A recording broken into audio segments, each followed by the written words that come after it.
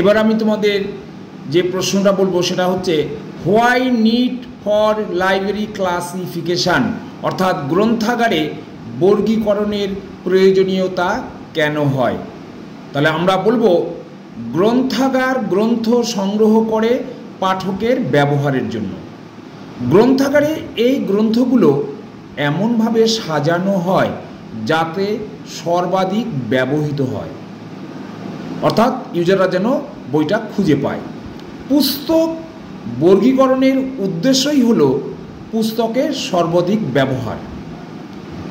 নিম্নলিখিত কারণগুলির জন্য সুসংবদ্ধ বর্গীকরণের প্রয়োজন হতে পারে। নাম্বার 1 হিসেবে আমি বলতে পারি বর্গীকরণ এমনভাবে গ্রন্থাগারের পুস্তক সাজাতে সাহায্য করে যাতে পাঠক ও গ্রন্থাগারিক প্রয়োজন মতো সঠিক পুস্তকটির সঠিক সময়ের সন্ধান পেতে পারে। ফলস্বরূপ গ্রন্থাগারিক এবং পাঠক উভয়েরই সময়ের সাশ্রয় হয়।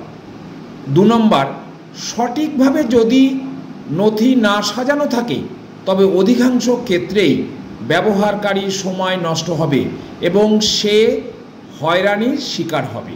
নাম্বার 3, প্রয়োজন মতো গ্রন্থ প্রত্যাহারের জন্য বর্গীকরণ একান্ত প্রয়োজনীয়।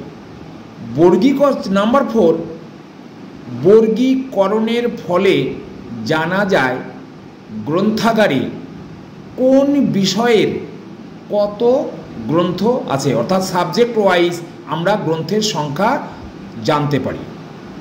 নাম্বার 5, গ্রন্থাগারে কোনো গ্রন্থ ব্যবহারকারী রিটার্ন করলে বা ফেরত দিলে বা নতুন কোনো গ্রন্থ পারচেজ করা হলে সেটি বর্গীকরণ সংখ্যার সাহায্যে একই বিষয়ের গ্রন্থ রাজির মধ্যে, অর্থাৎ যে স্ট্যাকে বা শেলফে রাখা হয়েছে সেটাকে গ্রন্থরাজি বলছি, একই বিষয়ের গ্রন্থরাজির মধ্যে রাখা যায়।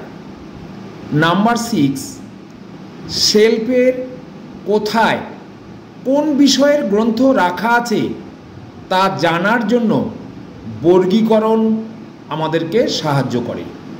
আবার একই বিষয়ের কতগুলো গ্রন্থ এই গ্রন্থাগারে আছে সেই তথ্য আমরা জানতে পারি।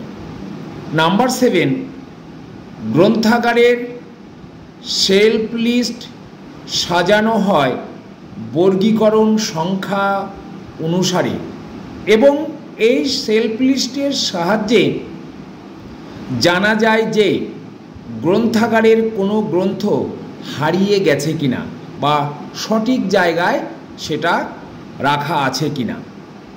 লাস্ট পয়েন্ট, গ্রন্থ ছাড়াও গ্রন্থাগারে নন বুক মেটেরিয়ালস থাকে, যেমন জার্নাল বা পত্রিকা, লেটার্স বা চিঠিপত্র, নিউজ পেপার প্রভৃতি সাজাতে আমাদের বর্গীকরণ সংখ্যা সাহায্য করে।